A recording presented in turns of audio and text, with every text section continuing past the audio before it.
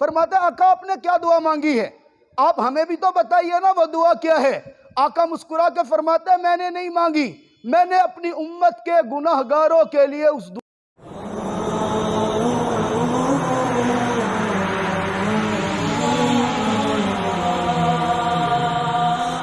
کے مختصر سے حصے آپ حضرات کے سامنے تلاوت کیے ہیں۔ دعا ہے رب ذوالجلال اس مختصر سے وقت کے اندر مجھے آپ حضرات کے سامنے ان آیت مبارکہ کی مختصر سی تفسیر بیان کرنے کی توفیق عطا فرمائے، اور اس کے بعد میرا اللہ آپ کو اور مجھے قرآن پاک پر اللہ رب العزت کے ان احکامات پر عمل کرنے کی توفیق عطا فرمائے۔ حضرات محترم، اللہ رب العزت نے حضرت انسان کو پیدا کیا ہے، پیدا کرنے کے بعد بے شمار نعمتیں آپ کے میرے اس پوری انسانیت کے اوپر میرے اللہ نے عطا کی ہیں۔ لکھنے والوں نے یہاں تک لکھا کہ آج جدید دور کے اندر اگر کوئی شخص یہ دعویٰ کرے کہ سامنے کھڑے درخت کے اوپر جتنے پتے لگے ہیں میں ان پتوں کو گن سکتا ہوں تو شاید ہم مان لیں گے کہ گن سکتا ہے۔ اگر کوئی کہے کہ ریگستان کے اندر پڑے ریت کے ذرات کو میں شمار کر سکتا ہوں تو شاید ہم تسلیم کر لیں کہ وہ شمار کر سکتا ہے۔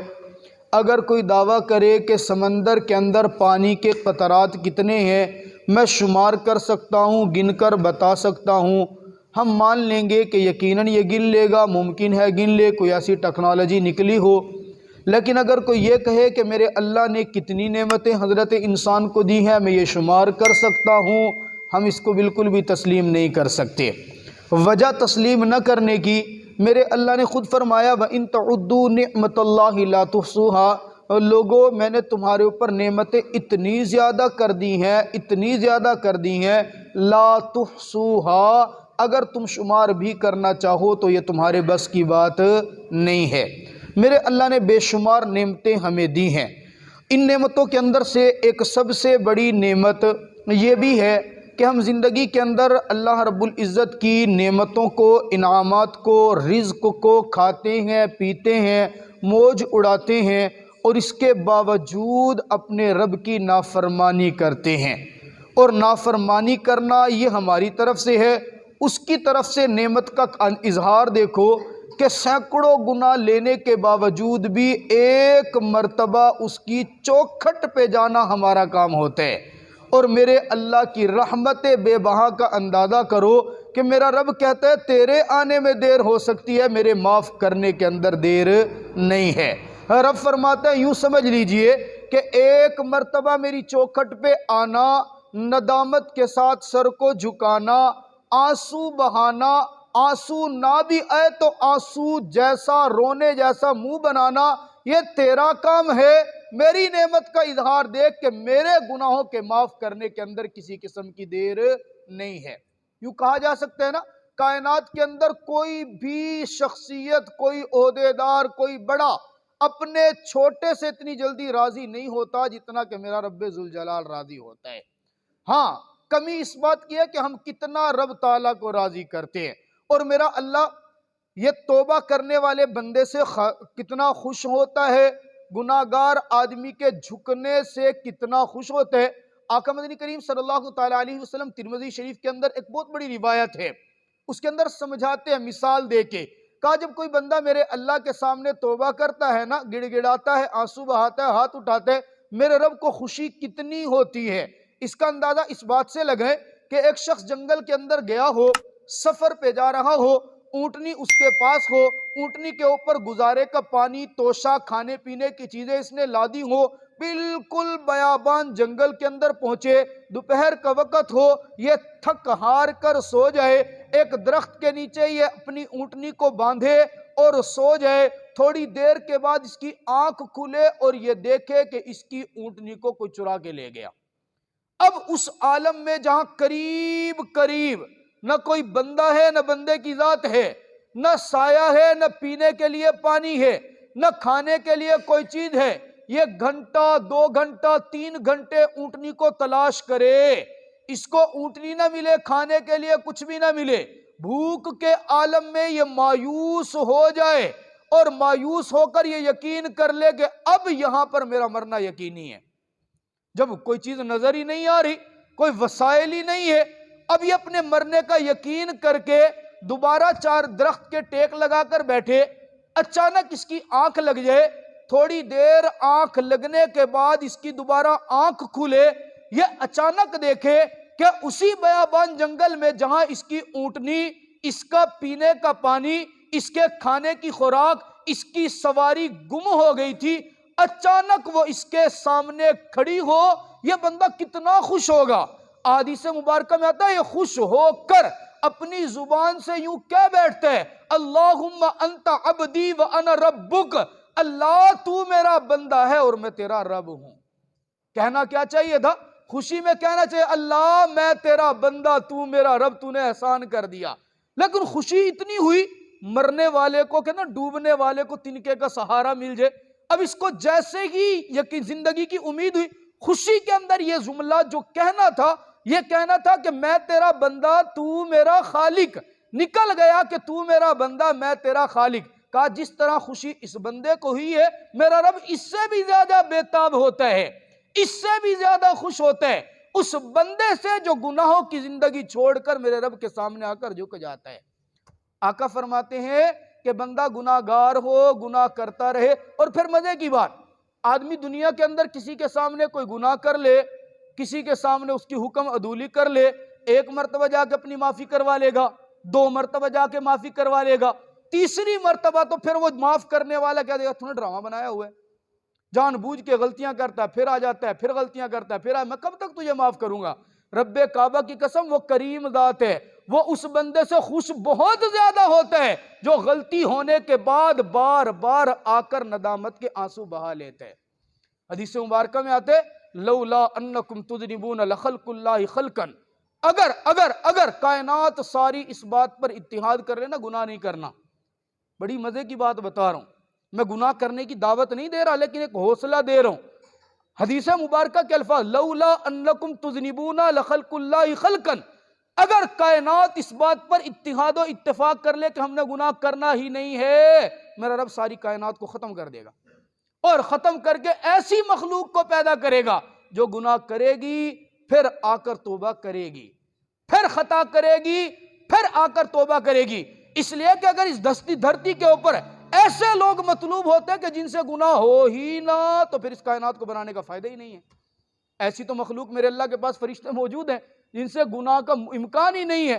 ہاں یہ مزے کی بات ہے کہ گناہ ہو گیا اور گناہ ہونے کے بعد رب تعالیٰ کے سامنے جھک جائے، ایسا بندہ میرے اللہ کو بڑا پسند ہے۔ آپ علیہ السلام جا رہے ہیں، ایک مرتبہ جاتے جاتے دیکھا کہ ایک صحابیہ عورت آگ کے اوپر روٹی بنا رہی ہے، توجہ میری طرف رکھیں، روٹی بنا رہی ہے، ساتھ اس کے پاس چھوٹا سا بچہ بیٹھے، آگ جل رہی ہے، روٹی بناتی ہے، بنا کے توے کے اوپر رکھتی ہے، بچہ کھیلتا ہوا آگ کے قریب آتے، یہ ہاتھ سے بچے کو پیچھے کر دیتی ہے، پھر پیڑا اٹھاتی ہے، روٹی کو بناتی ہے، بنا کے آگ کے اوپر توے کے اوپر ڈالتی ہے۔ میرے آقا صحابہ کے ساتھ یوں کھڑے دیکھتے رہے اور دیکھنے کے بعد پوچھا ہے میرے صحابہ بتاؤ یہ عورت اس بچے کی کیا لگتی ہے؟ کہا یا رسول اللہ ماں لگتی ہے۔ کہا یہ ماں اپنے بچے کو آگ سے دور کیوں کر رہی ہے؟ یا رسول اللہ اس لیے کہ ماں کی ممتا اس کے سینے کے اندر جوش مار رہی ہے، وہ محبت کا تقاضا ہے کہ بچہ آگ کے اندر نہ جلے۔ آقا پوچھتے ہیں بتاؤ کیا یہ ماں اپنے ہاتھ سے اس بچے کو اٹھا کر آگ میں ڈال سکتی ہے؟ صحابہ کہتے ہیں نہیں میرے آقا ایسا ممکن بھی نہیں۔ آقا ٹھنڈی سانس لے کر فرماتے ہیں اے میرے صحابہ جب یہ دنیا کی ایک ماں اپنے بچے کو آگ میں جلتا نہیں دیکھ سکتی، رب ذوالجلال کی قسم میرا رب بھی اپنی مخلوق کو آگ میں جلتا نہیں دیکھ سکتا۔ پھر فرمایا میرا اللہ اپنی مخلوق سے 70 ماؤں سے زیادہ پیار کرتا ہے، ایک ماں کا پیار اتنا ہے کہ وہ اپنے بیٹے کے اوپر آگ کی تپش بھی زیادہ برداشت نہیں کرتی، تو میرا اللہ کیسے اپنے بندے کو جہنم میں ڈالے گا؟ پھر فرمایا ہاں یہ بندہ ہی ہے، رب تو چاہتا ہے یہ آ جائے لیکن یہ بندہ ہے جو رب کی رحمت سے دور بھاگتا ہے۔ میرے اللہ نے فرمایا نا اے میرے پیغمبر نبی عبادی انی انا الغفور، اے میرے پیغمبر جا میرے لوگوں کو جا کر بتا، میری مخلوق کو خبر دے نبی عبادی، پیغمبر خبر دے تمہارا رب بڑا معاف کرنے والا ہے۔ غلطی یہ ہے، کمی یہ ہے، کوتاہی ہے کہ تم معافی مانگنے والے بن جاؤ۔ ان اللہ بالناس لرؤوف الرحیم۔ آپ علیہ السلام سفر پہ ہیں، سفر پہ جاتے جاتے ایک مرتبہ دریا کے کنارے پہنچتے ہیں، نماز کا وقت ہو جاتا ہے، میرے آقا دریا کے کنارے وضو کرتے ہیں، مصلی بچھاتے ہیں، نماز پڑھتے ہیں۔ نماز پڑھنے کے بعد 2 رکعت نماز الگ سے پڑھتے ہیں اور پڑھ کے ہاتھ اٹھا کے دعا مانگتے ہیں، اللہ میں اپنی امت کی مغفرت کی دعا مانگتا ہوں، میرے مولا میری امت کے گناہ گاروں کو بخش دے، اللہ تیری رحمت بڑی وسیع ہے، میں تیرا پیغمبر ہو کر نبوت والے ہاتھ اٹھا کر اللہ اپنی امت کی مغفرت کی بھیک مانگ رہا ہوں، میرے مولا مجھ پیغمبر کے ہاتھوں کی لاج رکھ لینا۔ رب کعبہ کی قسم میرے دوستو توجہ کرنا، یہ پیغمبر آپ کے لیے، میرے لیے، اس امت کے مسلمانوں کے لیے ہاتھ اٹھا کر دعا مانگ رہا ہے۔ اوپر عرش پر میرے رب کو جلال آتا ہے، میرا رب پیغمبر کو سمجھانے کے لیے، بلکہ یوں کہنے دیجئے کہ پیغمبر کے واسطے سے میرے اللہ نے آپ کو اور مجھے سمجھایا، اور لوگوں تمہارا رب اتنا زیادہ سخت نہیں ہے، تمہارا رب اتنی پکڑ کرنے والا نہیں، رب کعبہ کی قسم وہ تو انتہا درجے کا نرم دل ہے، معاف کرنے والا، محبتیں کرنے والا، پیار دینے والا، تمہارے اوپر اپنی رحمتوں کی برسات کرنے والا ہے۔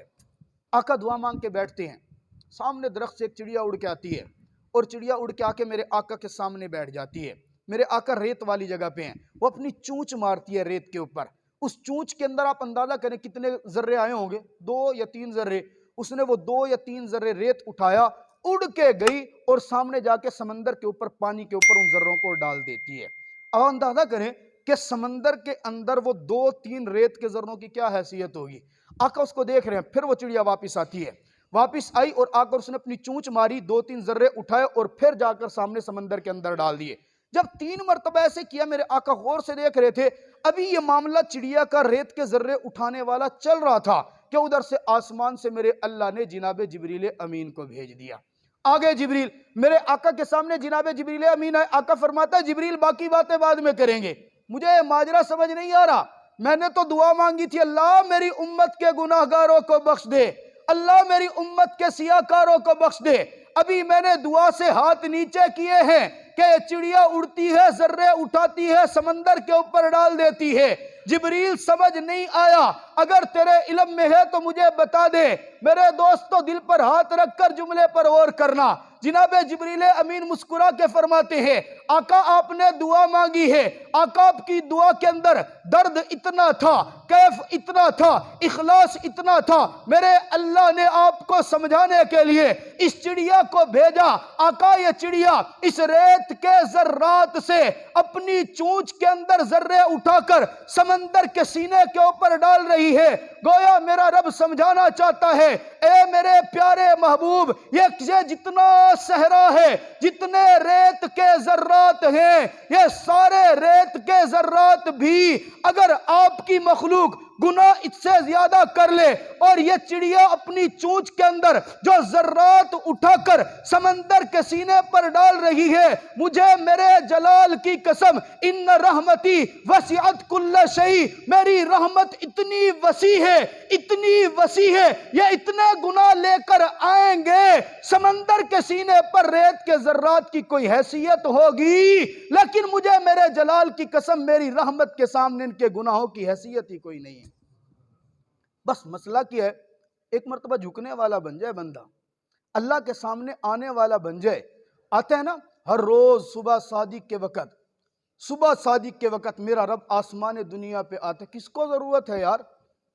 مغفرت ہماری ہونی ہے، بخشش ہماری ہونی ہے، رزق ہمیں ملنا ہے، فائدہ ہمارا ہے، لیکن تڑپ وہ رہا ہے، روزانہ آسمان دنیا پہ آ کے دعا کرتا ہے اے میرے فرشتوں آواز لگا دو۔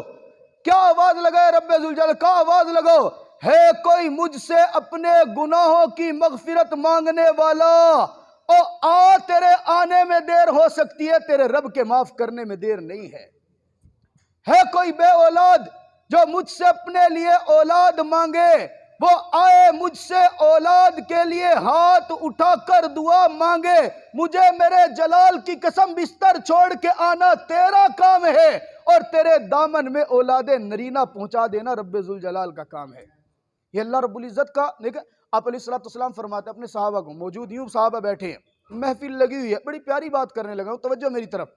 دعا کیا مانگتے ہیں؟ کیا فرماتے ہیں؟ اے میرے صحابہ، میرے اللہ نے ہر ایک پیغمبر کو ایک دعا دی ہے۔ زندگی کے اندر ایک دعا، ویسے تو پیغمبر کی ساری دعائیں قبول ہوتی ہیں، لیکن یہ اہمیت سمجھانے کے لیے آپ کے ساتھ، میرے ساتھ، اس دنیا کے ساتھ پیغمبر کی محبت کا میری طرف توجہ کریں جی، وہ بچھا لیں گے، تھوڑی میری طرف توجہ کریں۔ ایک ہفتے بعد ملاقات ہوتی ہے یار، 5-10 منٹ کی ملاقات ہوتی ہے، کچھ اچھی باتیں کرتے ہیں، تھوڑی سی توجہ میری طرف، بات ختم کرتے ہیں، پھر ٹائم پہ جمعہ پڑھیں گے انشاءاللہ۔ آپ علیہ السلام نے کیا فرمایا؟ فرماتے ہیں میرے اللہ نے ہر ایک پیغمبر کو ایک مخصوص دعا دی ہے، اور وہ دعا ایسی ہے کہ پیغمبر کے ہاتھ اٹھتے ہیں، ہاتھ ابھی نیچے نہیں ہوتے، میرا رب ساری دعاؤں کو قبول کر لیتا ہے۔ پھر آقا فرماتے ہیں ہر ایک پیغمبر نے وہ دعا مانگ لی ہے، اور اس دعا کو میرے اللہ نے قبول بھی کر لیا ہے۔ صحابہ پوچھتے ہیں آقا آپ کو بھی یہ موقع ملا ہوگا؟ جی مجھے بھی موقع ملا۔ آقا آپ نے کیا دعا مانگی تھی؟ تعلق دیکھیں نا، فرماتے ہیں آقا آپ نے کیا دعا مانگی ہے؟ آپ ہمیں بھی تو بتائیے نا وہ دعا کیا ہے۔ آقا مسکرا کے فرماتے ہیں میں نے نہیں مانگی، میں نے اپنی امت کے گناہگاروں کے لیے اس دعا کو بچا کے رکھا ہوا ہے۔ آقا کب مانگیں گے؟ کہا وہ جو میدان محشر لگے گا، جب میرا رب غصے کے عالم میں ہوگا، جب سارے لوگ تھر تھر کانپ رہے ہوں گے، سارے اکٹھے ہو کے آدم کے دروازے پہ جائیں گے، آدم ذرا سفارش کر دے۔ ہم نہیں کہتے کہ ہمیں جنت میں بھیجا جائے، ہم نہیں کہتے کہ ہمارے لیے جہنم کا فیصلہ ہو، بس اتنی سفارش کر دے کہ اب برداشت نہیں ہوتا، میرا رب حساب و کتاب شروع کر دے۔ آدم کہے گا نا نا نا نا، میری بس کی بات نہیں ہے، مجھ سے وہ جنت کے اندر ایک چوک ہوئی تھی، میرے اندر ہمت نہیں ہے میں جا کے رب سے سفارش کروں۔ اچھا کہاں جائے؟ کہا جا نوح کے پاس چلے جاؤ۔ کہا لوگ نوح کے پاس آئیں گے، نوح کہیں گے میں بھی نہیں سفارش کر سکتا، اس لیے میں نے رب کے منع کرنے کے باوجود اپنے کافر بیٹے کے لیے دعا کے لیے ہاتھ اٹھائے تھے۔ اچھا نوح کہیں گے جاؤ، تم جاؤ داؤد کے پاس، سلیمان کے پاس، چلے جاؤ موسیٰ کے پاس، عیسیٰ کے پاس، معاملہ چلتے چلتے اس وقت میرے سامنے آئے گا۔ میرے صحابہ پتہ ہے میں نے اس وقت کے لیے وہ دعا کو بچا کے رکھا ہے۔ آقا دعا کیا مانگیں گے؟ کہا میں رب کے سامنے سجدے میں پڑ جاؤں گا، میرا رب کہے گا اے محمد ارفع راسکا، اپنا سر اٹھا، سل تؤتی ما تشاء، مانگ تجھے دیتا چلا جاؤں گا۔ میں سر نہیں اٹھاؤں گا، میں رب سے کہوں گا اللہ تیرے سامنے سے محمد سب سر اٹھائے گا جب محمد کی امت کے گناہگاروں کی مغفرت کا اعلان کر دے۔ پھر میرے آقا مسکرا کے فرماتے پتہ ہے پھر میرا اللہ میری دعا کو قبول کرے گا، اور قبول کرتے ہوئے میری امت کے اندر سے 70,000 آدمیوں کو بغیر حساب کتاب کے جنت کے اندر داخل فرما دے گا۔ صحابہ تو کھڑے ہو گئے، یا رسول اللہ آپ کی امت تو اتنی بڑی ہوگی، صرف 70,000 جو حساب و کتاب کے اندر چلے جائیں گے، بقیہ کا کیا بنے گا؟ یہ احسان ہے صحابہ کا ہمارے اوپر، خدا کی قسم ہمارے دلوں کو تسلی ہوتی ہے۔